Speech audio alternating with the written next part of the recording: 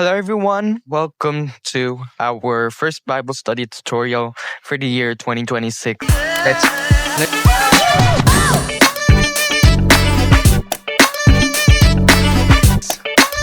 Today, in this video, we will talk about God's holiness and righteousness.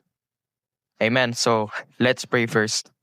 Gracious Heavenly Father, we thank you, O God, for this time, O God, that you've given us indeed, Lord, that we could spend time with you and we could speak about these topics, O Lord. Indeed, O God, you are holy, you are righteous, O God. You are the one who hates sin and loves righteousness, O God.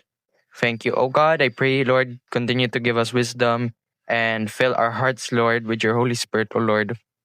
In Jesus' name, amen. What does holy mean?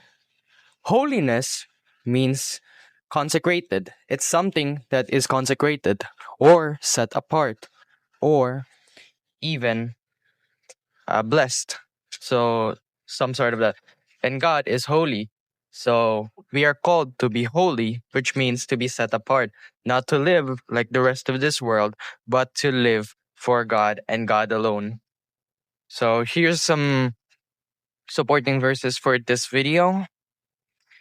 Let's first read Psalm 11, verse 7. 6 and 7. On the wicked he will rain fiery coals and burning sulfur. A scorching wind will be their lot. For the Lord is righteous, he loves justice. Upright men will see his face. So it explains here that God hates wickedness and God loves righteousness. So it means that here, even in the Old Testament, God hated sin. He never dwelt in sin, he dwelt in holiness. So, for example, when Adam and Eve disobeyed God and sinned, God chose not to dwell there because of sin. Sin is uncleanliness, basically. It's something that destroys our relationship with God as a whole. So, examples of that is disobedience, lying, stealing, all of that. Those are some examples of sin. Second verse we're going to read is Isaiah 6, verse 3. Everything I'm going to read is from the NIV, by the way. And they were calling to one another, Holy, holy, holy is the Lord Almighty. The whole earth is full of His glory. So God here is holy. And we are to worship God because of His holiness. Holiness means set apart. And God is set apart. So we are called to be holy. And what does the whole earth is full of His glory mean? It means here that, let's say, for example, creation. When God created the earth, His creation was very good. It was beautiful in His sight. It was perfect. So the earth reflects the glory of God. The birds chirp, the day goes, the trees sing, and the grass grows, and the flowers and everything. Those are some examples also of how God glory is shown on the earth. So next, let's read Romans 3:22 to 26. And this is this is a reminder that we can obtain righteousness through Jesus Christ, the righteousness of God.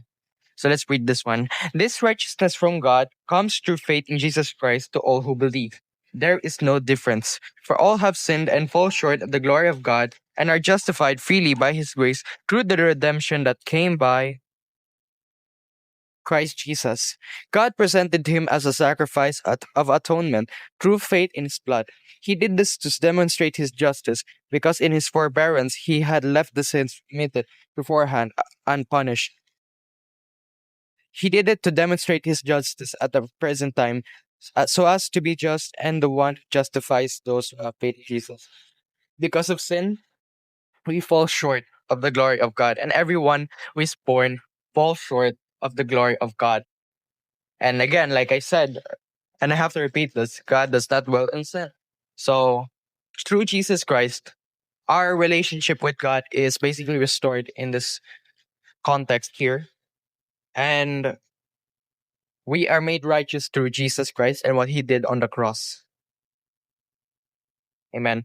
Lastly, let us read First Peter 1:15 to 16. Let's see. But just as he who called you is holy, so be holy in all you do. For it is written, Be holy because I am holy. This verse reminds us of the call to holiness, a call to be set apart. That is for all of us Christians. Because what Jesus did is not an excuse for us to keep living in sin. Of course, we will fall into sin from time to time, but this verse calls us to dwell in holiness, to be set apart, not to live like the world, but to be a salt and light of this world. So, praise the Lord indeed. We can see here that God is righteous. Even though He is a loving and caring God, He is righteous. And He hates sin, and He hates wickedness, and He will eventually judge sin. Amen. Let's pray. Let's close this in prayer. Dear Heavenly Father, we thank you, O God. Lord, indeed, O God, you are holy. You are set apart, and you have called us indeed, Lord, to be set apart for your glory, O God. Indeed, O God, you are holy. Lord, you don't dwell in sin, but you dwell in holiness, O God, and in your righteousness. Thank you, O God, because through Jesus Christ we can obtain this so-called righteousness, Lord, that you are, O God, and you are a righteous God. But this is not an excuse for us to keep sinning. So, Lord, help us, O God. In Jesus' name, amen. I hope this video helped, and see you again next time. God bless.